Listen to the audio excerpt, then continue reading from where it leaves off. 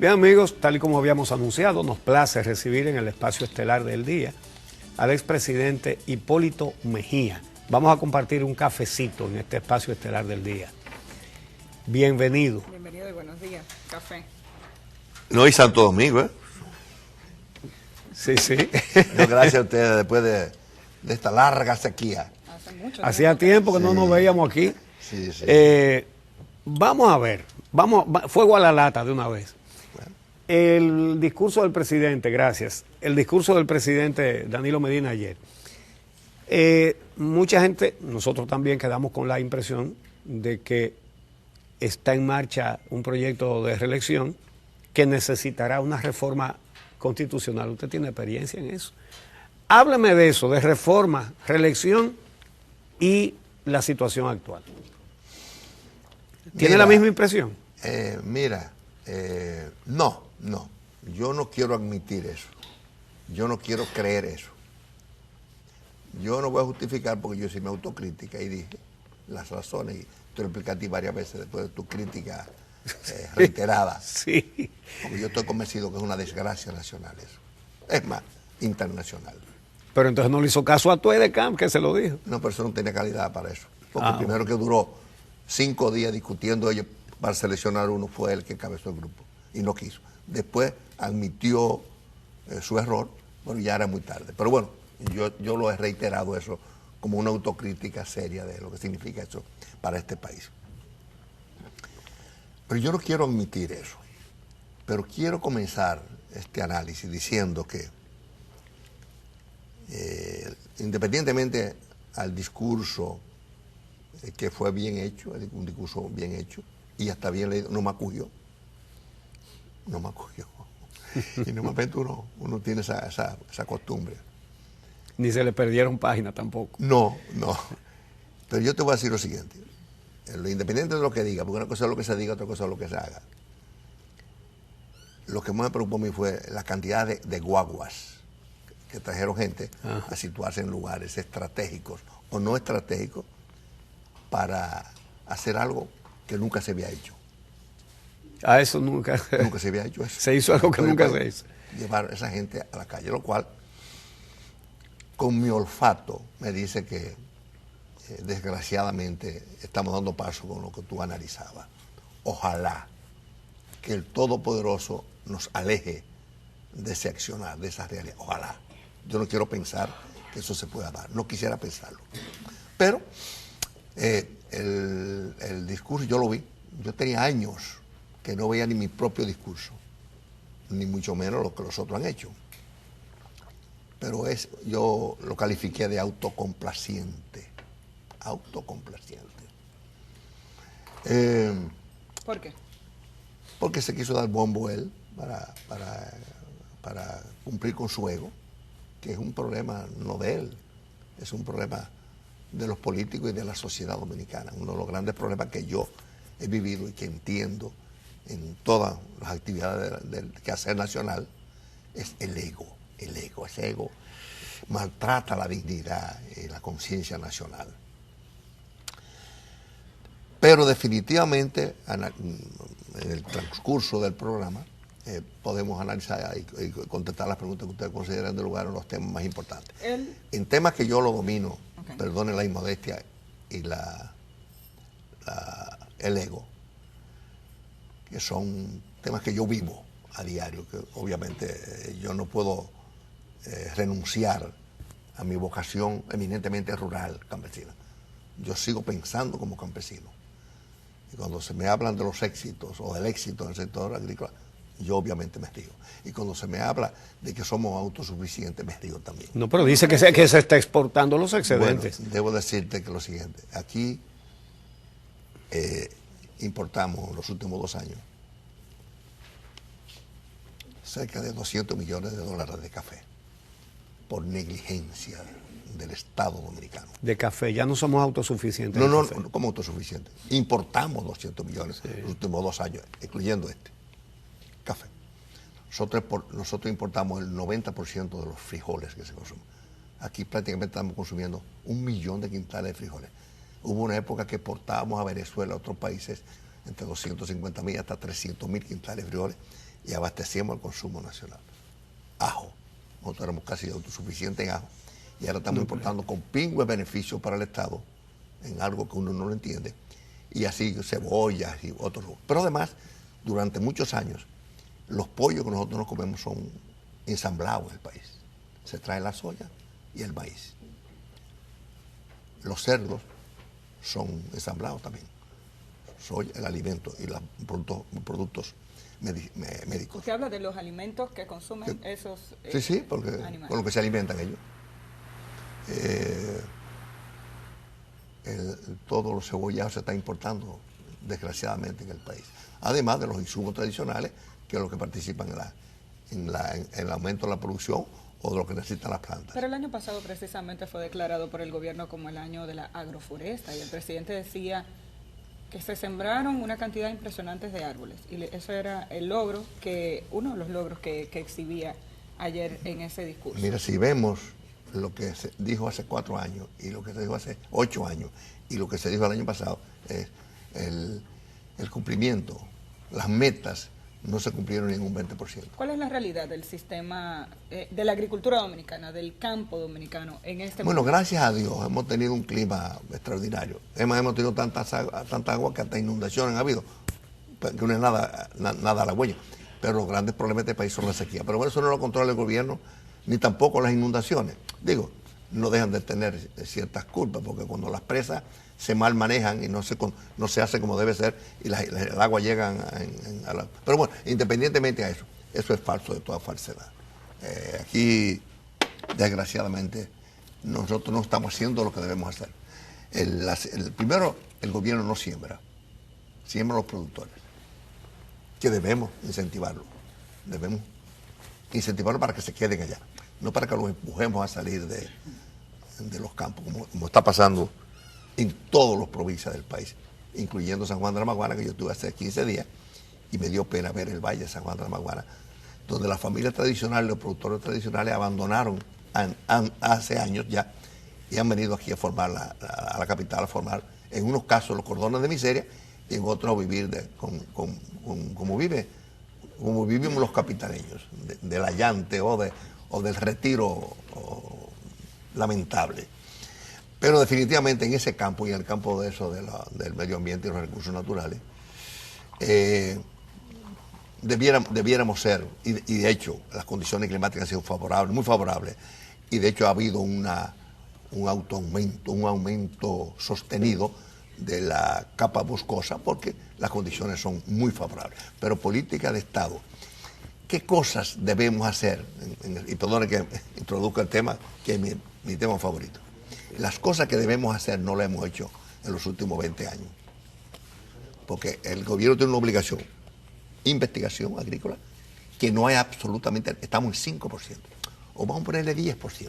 No hay investigación. Las estaciones experimentales están todas absolutamente cerradas. Planes de extensión. Aquí no hay planes de extensión.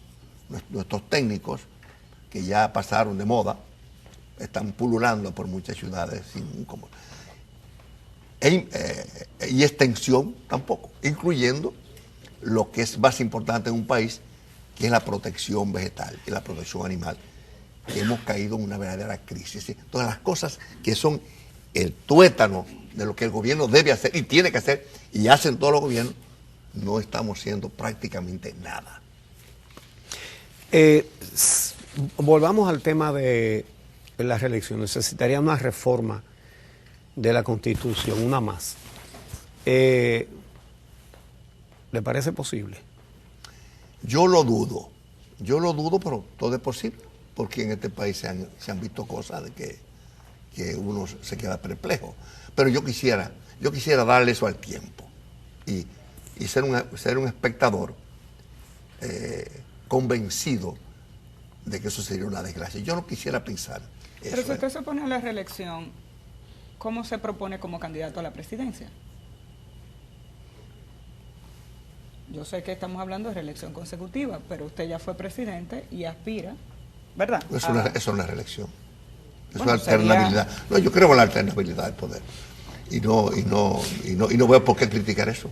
Entonces, si usted tiene pegada y usted tiene la decisión y el coraje para hacerlo, hágalo, pero no que sea obligatorio. Y se aprovechen las estructuras como se aprovecharon en contra mía para hacer las travesuras que hicieron. Ahora, como usted le dice, la ñoña. Sí. ¿Qué es lo que tiene? Que después que se la pone no se la quieren quitar más nunca. No es igual que usted, es igual que Pepín.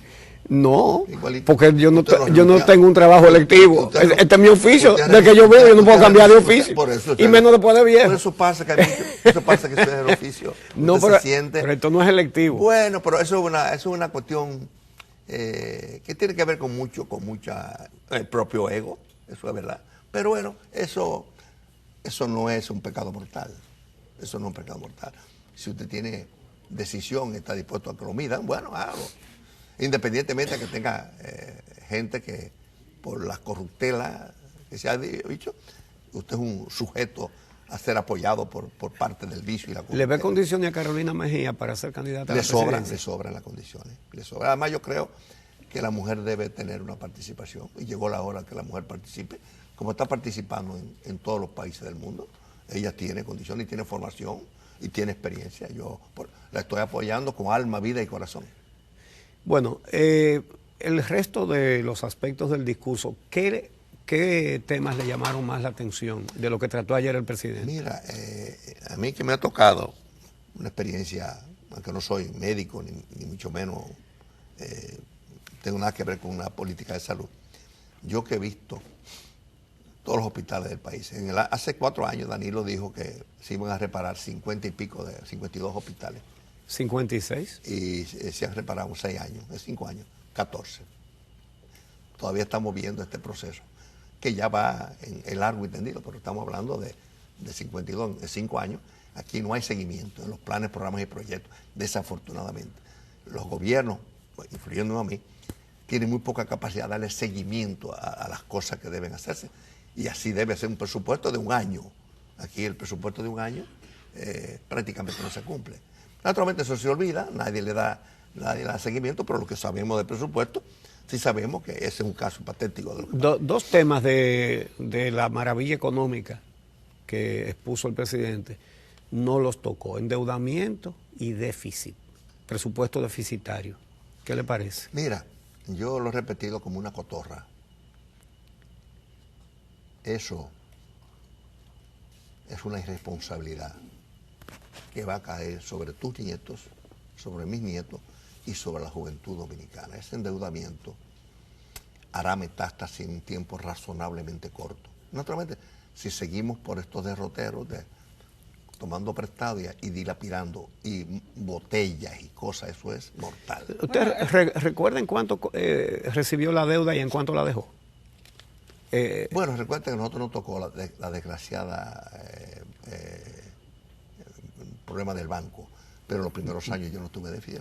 De Baninter. No, yo no tuve déficit. Nosotros manejamos eso apegado estrictamente al presupuesto. Naturalmente, en ese caso, a ti no hay que explicártelo, que hubo que ponerse las botas y hubo que pagarle a la gente. Porque debo decirte, y perdona que lo recuerdo ahora, aquí no había una ley, pero no había un reglamento. Y hubo que hacer una ley que ha servido a muchos países para armar la política bancaria en este país y en otros países. Bueno, a propósito del tema económico, el presidente dijo que sacó a ¿cuánto? 1 millón de gente de la pobreza. ¿A cuánto? No, ya va por más de 2 millones. De gente de la pobreza, que lo que más le preocupa es la gente que está en condiciones de vulnerabilidad, pero habla de un país de gente de clase media. ¿Cuál es su opinión con relación a ese tema y al manejo de la economía en sentido general? Mira, el dato que más refleja cómo está la economía es que el 70% de la economía es informal. 70% es informal. Dato de todos los organismos internacionales y de la propia estructura del gobierno. En ese espejo tenemos que ver. Y lógicamente los otros empleos que se han creado son, como usted conoce, que semanal o mensualmente vemos que hay una abundancia de funcionarios. Bueno, si nos llevamos de la super nómina o de las super nóminas que hay en el país, la verdad que hemos crecido en cuanto a empleo, pero eso es el empleo del Estado. Pero reitero, el empleo de las zonas de la economía, del sector productivo del país realmente es como... Y otra cosa, esa gente lo cotiza muy poco o casi nada. Entonces ahí viene el problema que los que recotizan, los que cotizamos tenemos que recotizar, que es un problema también grave. O lo que tú bien observaste ahorita, ya se ha hablado de un posible aumento de los impuestos, lo cual sería para el mismo sector que estamos hablando. ¿Y dónde está fallando entonces el gobierno? Cuando habla de generación de empleos, de más gente que se inserta en el mercado laboral, pero la encuesta de Fuerza de Trabajo dice, bueno, el 70% es informal. Para que la economía funcione, ¿dónde está fallando el gobierno? ¿Cuál sería su idea? Afortunadamente, el sector turismo, que yo no quiero recordar lo que significó para muchas islas del Caribe y para Puerto Rico, en beneficio nuestro, afortunadamente, ha habido un crecimiento importante. Dice los desastres naturales que afectaron a esas islas. Sí, a esos países. Entonces, nosotros somos el destino mejor destino. Además de las condiciones de nuestra gente, porque eso es la verdad, eso lo dice todo el mundo, y de la inversión que se ha hecho y que se sigue haciendo, gracias a Dios. Y obviamente, una cosa que no le explicó, la mina esa que tanto me criticaron, que estaba paralizada durante 20 años, está produciendo entre 800 y 1.000 millones de dólares al año. En ese lugar que estaba contaminado y que sigue contaminado, y como cosa curiosa, debo decirte que el dinero que por ley le corresponde a Cotuí y a Bonao, y en parte a La Vega, se le deben cerca de 2.000 millones de pesos. Y un pueblo que no tiene ni cloaca, ni agua, ni nada, los dos. Que aquella vez cuando se hizo la Falcon Bridge, ha beneficiado y se benefició con la ejecución de lo que le tocaba a esos pueblos, parcialmente los daños que se pueden causar. Y las medidas que anunció para el control de la excesiva inmigración. Ese es un tema manejado como normalmente recomiendo a los expertos en política y los encuestadores. Usted explota el sentimiento de la gente, lo que llaman ustedes los expertos en comunicación, la emotividad de la población. Ese fue un tema manejado con inteligencia, porque hay que reconocer que Danilo tiene formación ideológica y sabe dar los puntos. Además, él no, el equipo de gobierno. Además, no hay que hacer un, sí, pero un lo que experto. pasa es que el tema le tiene una positiva y una negativa a él. Sí. La positiva es que sirve para distraer la atención de temas como, por ejemplo, la impunidad. Pero bueno, lo negativo es que eso se está usando por el otro grupo interno en el PLD para atacarlo. Claro, también, pero esas son cosas que yo no quiero meterme porque es un problema de ellos. Es un problema que deben manejarlo ellos, pero definitivamente, cuando a mí me tocó ese caso, nosotros pusimos una ley migratoria bien hecha, con el consenso y la experiencia de muchos años atrás. Se hizo la ley, el reglamento se preparó después de un año y pico de mucho estudio y muchas reuniones con organismos internacionales y con gente de aquí, y se dejó el reglamento en mi escritorio. Obviamente cuando llegó el presidente, el otro, Leonel Fernández, no firmó el reglamento y esperó un año y pico hasta que finalmente se aprobó.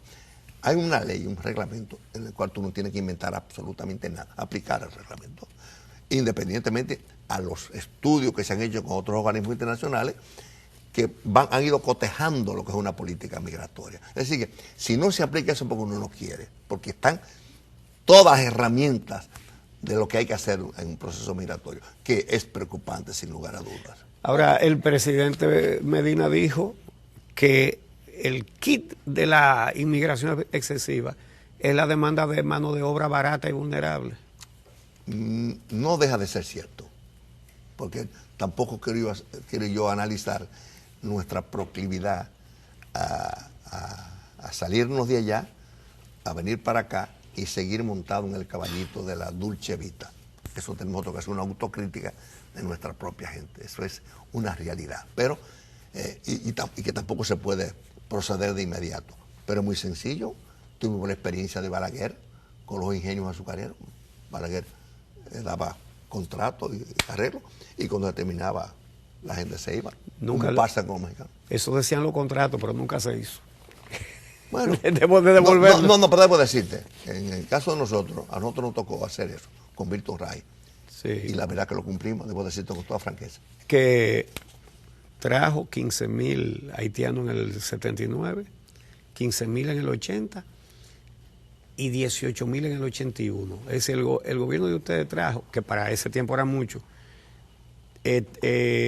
48,000 haitianos. Sí, pero bueno, en su mayoría, porque tampoco vamos a ser tan ilusos para pensar que es solamente en la frontera, como decían alguna gente, como me dijo un amigo mío que había que poner lo que está diciendo Trump ahora. Ese no es el problema, porque los haitianos no solamente entran por la frontera. Pero eso tiene un nombre, presidente. Sí, pero entran por allá, por la Isla Beata, y entran por la Isabela, por Luperón. Sectores que promueven el muro entre Haití y República Dominicana que entendieron que el discurso del presidente Medina ayer se quedó corto, sí, porque habla de control fronterizo, pero no menciona el muro. Sí. Eso es troglodismo puro. Y entonces, en ese discurso el presidente planteó múltiples alternativas, hablaba no solamente de la inmigración por tierra, decía aire y mar, aquí entra droga, aquí entra inmigrantes indocumentados. O sea, ¿funcionaría la propuesta que hace Danilo Medina? ¿Dónde es que nos estamos quedando cortos? Si se quiere, sí. Si se quiere, sí. Independientemente de los drones, a los helicópteros, eso es un buen eslogan. Pero definitivamente, si se quiere, se hace. Yo estoy convencido que sí.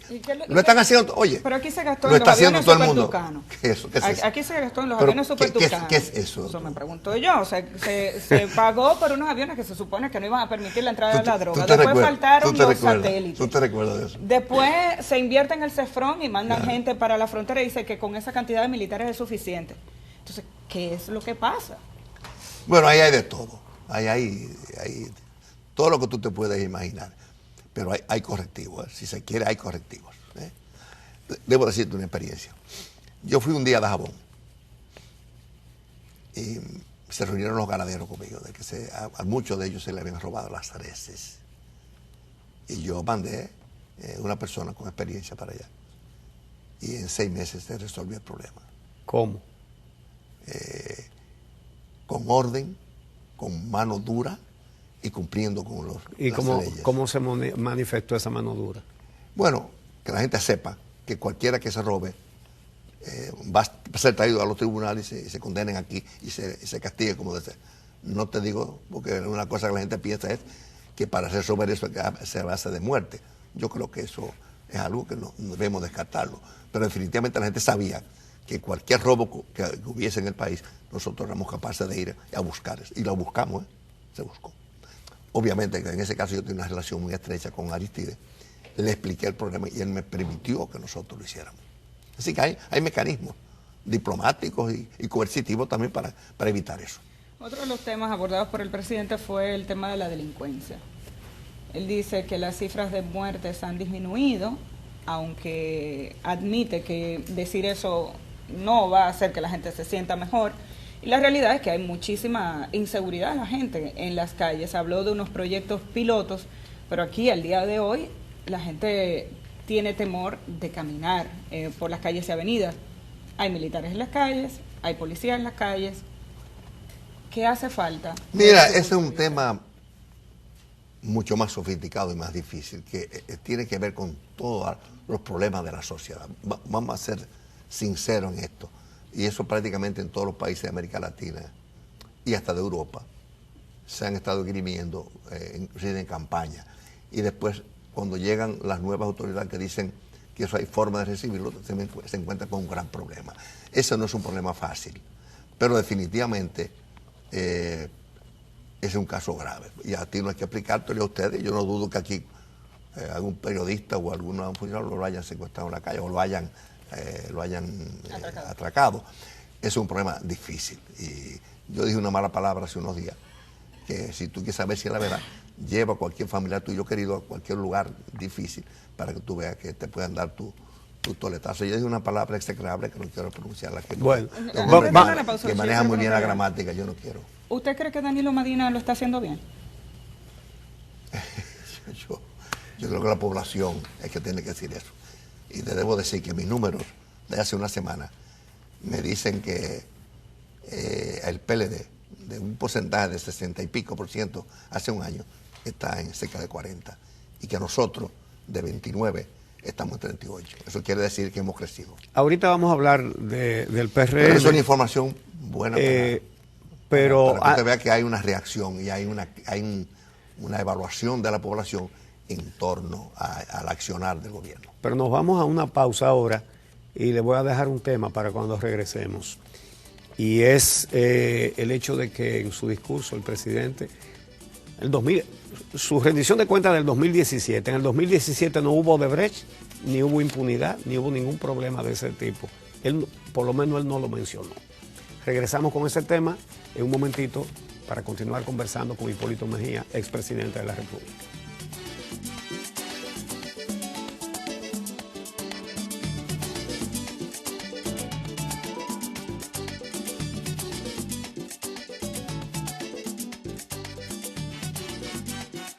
Continuamos conversando con el expresidente Hipólito Mejía. Bueno, dejé en el aire una pregunta. Su opinión sobre el hecho de que, rindiendo cuentas de las ejecutorias y de la marcha del país en el 2017, el presidente, bueno, Odebrecht no existió, no hubo corrupción, no hubo impunidad. ¿Qué le parece la omisión del tema Odebrecht?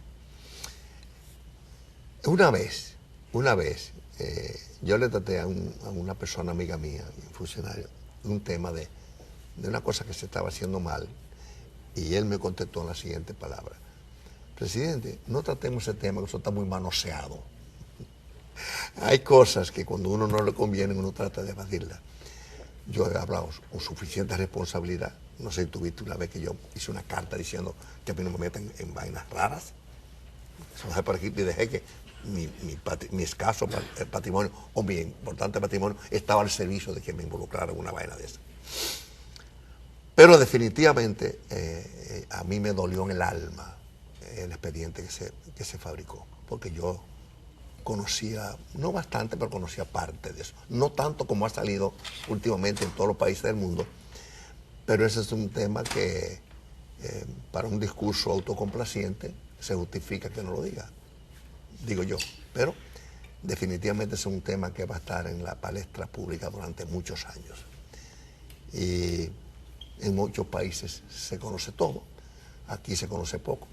Yo me dolió en el alma lo que pasó con Andrés, lo que pasó con César, lo que pasó con el propio procurador nuevo, con la persona que yo lo consideraba y hasta lo considero como un sobrino mío por afectos de familias y de cosas. Pero definitivamente eso es un tema que va a tener vigencia por muchos años. ¿Qué es lo que pasó? Y se va a aclarar. Cuando usted dice lo que pasó con Andrés. No, con Andrés, que lo acusaron de que la razón de enviarlo a la justicia fue por el préstamo que se había firmado de Constanza, y él no era presidente de esa época. O el caso de César Sánchez, que tampoco participó en nada porque también debo decirte, tú te recuerdas las 5 C. Sea, Corde, CDE, y ahora Corpotel también, de la época de los liberales. Eso desapareció todo, no queda nada de eso. Y todos nos reímos. Y lo más lamentable es que de ahí salió la privatización de la Corporación Dominicana de Electricidad, y se hace un proyecto del gobierno para competir con en contra de la ley que se había hecho por los propios agentes del PLD. Yo eso no lo acabo de entender, que es parte del muñeco. Y de otras cosas que tendrán que derivarse, tendrá que hablarse de la deuda que hay, que yo no sé aquí en qué nivel está eso. Pero definitivamente es un tema que debe haberse tratado y tendremos que tratarlo nosotros y seguiremos tratándolo. Bueno, y Odebrecht no fue el único caso de corrupción del que se habló el año pasado. Usted acaba de mencionar Corde, OMSA. No, y lo que usted dijo de los avioncitos. Los tucanos. Sí, pero eso, mire, el caso de la justicia, yo fui la víctima más desgraciada durante 5 años. A mí se me estuvo tratando como un narcotraficante. Una acusación que se me hizo en plena campaña. Y duró 5 años Sí, Wilton 7 Guerrero. meses y 27 días el expediente. Todavía, aquí tengo yo la carta que ellos firmaron. Se la voy a dejar a usted para que usted haga lo que usted quiera con ella. Si a un expresidente acusarlo de eso y la justicia, con todos los muñecos que tú explicaste, no actúa. Y nosotros mismos en el PRM, nosotros tratamos 30 veces 30 expedientes y fueron desestimados los 30 expedientes de la justicia dominicana. ¿Quedó usted satisfecho con la solución de este caso? Del caso Wilton Guerrero. Debo decirte que el mayor problema de este tipo de cosas es que uno va creando callosidades. Yo, afortunadamente, después que salí de Gurabo, las cosas que he vivido, he creado callosidades. Me he preparado para enfrentar esas cosas y darle el tiempo al tiempo, porque esa es otra cosa importante. Si tú festinas y precipitas una acusación, a ti te da infarto, te da cáncer, impotencia en todos los órdenes de la vida, y yo no quiero que me dé nada de esa vaina. Pero definitivamente es muy duro para uno. No para uno, no. Para nuestros hijos y para nuestros nietos. Y decía, mira, que ellos sufren más. Yo dije que hice un curso de vagabundería. Me gradué, saqué un PhD, y para esas cosas me rebalan. Pero a mi familia, a mi esposa, a mis hijos y a mis nietos, no les rebala porque ellos no entienden eso. En ese caso, sí pudimos entenderlo, porque mi hijo Felipe me acompañó al viaje y vio, igual que Herrera Díaz Morfa, que eso fue un infundio, un momento de una campaña que me hizo un daño personal y político. Pero lo importante es que... la solución a la justicia, si fue suficiente para... Bueno, no, pero ¿qué voy a hacer? Es decir, oiga, el doctor Jesús Félix hizo un trabajo que yo no quise pronunciarlo. Si yo someto al dictamen de la ley lo que hicieron ahí, yo estaba contribuyendo a que la institucionalidad del país se prostituya más de lo que está. En este país no hay instituciones, y yo no quiero contribuir a que seguir predicando y diciendo cosas que rompen con mi forma de un expresidente que conocía las realidades de un país y no quiere contribuir a que las instituciones se desmoronen más de lo que están. Hace un ratito dijo usted aquí que se ha ido deteriorando el respaldo al presidente y al Partido de la Liberación Dominicana. Sin embargo, el PRM como que no ha aprovechado mucho eso. Y muy probablemente eso tiene que ver con el hecho de que hace poca oposición. Realmente, salvo 2 o 3 legisladores de los muchos que tiene el PRM, que viven pendientes de la ejecución presupuestaria y denuncian, pero ustedes postularon a Blas Peralta, incluso el que se quedó en Fenatrano también es diputado, tienen diputados que son armados, bebidos y con cuarto, la mayoría coge el mismo barrilito, es decir, que son participantes del sistema que deberían denunciar y combatir. Eso es lo mínimo, eso es lo mínimo. Le voy a decir todo lo siguiente, tú tienes que entender que nosotros salimos de un conflicto de nuestro partido, el partido de Peña Gómez, y fue muy duro. En mi caso, yo no renuncié, a mí me expulsaron, sí. En concubinato con las autoridades. Y con el Tribunal Superior Electoral. Usted conoce, 30 expedientes. Así que, en mi caso y en otros casos, nosotros consideramos que nuestra primera meta, nuestro primer peldaño era consolidar un partido de oposición dentro de las posibilidades que nos brindaba. Y la verdad, que como me dijo un nieto mío, abuelo, no nos fue tan mal, quedamos en segundo lugar. Sí. Y así fue. Entonces hemos estado poniendo a crecer este partido como creemos, no como quisiéramos, o como podemos, no como quisiéramos. Y de hecho, yo estoy satisfecho. Y esa dinámica que se ha producido en este momento, de un proceso democrático, de un proceso interesante, este proceso interesante, estamos eligiendo en nuestras autoridades 1.200 cargos importantes, después hay 100.000 posiciones. Es un proceso bonito, difícil, riesgoso, pero es un proceso bonito. Entonces, no estamos con cierto cuidado. Y si hemos estado creciendo así, nuestras autoridades que fueron electas por un tiempo razonablemente corto, ahora serán removidas y ya asumiremos un rol importante. Por eso yo estamos animando yo estoy animando a Carolina que participe con esta nueva sangre, con esta nueva dinámica, con estas nuevas fuerzas, para ver si hacemos un partido fuerte. Hay quien entiende que la participación suya y la de Luis en una especie de alianza de impulso a Paliza y a Carolina, al final significaría más de lo mismo, una especie de secuestro del liderazgo del partido hacia las autoridades que pudieran ser. No, pero todos son igual de lo mismo, porque los que estaban son otros. Ahora, si apoyábamos a Chu, éramos buenos porque apoyábamos a Chu. ¿Sabes lo que me costó a mí? Hacer esa combinación de Andrés y Chu, una enemistad y un asumir responsabilidades para sacar al hijo, no sacar al hijo de Peña, demostrar al hijo de Peña Gómez que teníamos que tener una dirección armónica, una dirección que se llevara bien con dos legisladores que tenían 3 periodos en el Senado y 40 años de ejercicio de la política, para que nos lleváramos bien y nos siguiéramos peleando. Eso se logró. Ahora, eso tiene que tener un fin, eso no es tampoco un contrato de exclusividad para toda la vida. Entonces, si yo te apoyo a ti, soy bueno. Si no te apoyo a ti, soy malo. No, nosotros tenemos derecho también. ¿Y no será que a la presidencia del partido le cogen el mismo gusto que a la presidencia de la República? No, eso no, porque es una posición, en cierto modo, importante, pero no determinante, porque ¿cuál es que el señor presidente ha podido consolidar un liderazgo? Ni mucho menos extrapolarlo a su familia. Son de tan sencillo. ¿Usted está confiado del proceso que está desarrollando el PRM? Sí, a mí me gusta. Yo estoy muy satisfecho porque yo viví, después del que hicimos el bloque institucional, un proceso democrático que dio sus resultados, con las cosas que se ven en el país, pero que tuvimos una buena experiencia. ¿Su candidatura cómo va? No, eso ni se menciona. Yo no soy de los que pongo la carreta delante de los bueyes. Llegará, si es posible. Ahora, debo decirte, el único candidato que ha renunciado y ha apoyado soy yo. Yo apoyé cuando Peña Gómez quiso, pusiéramos a Fernando Álvarez. Yo no puse obstáculos.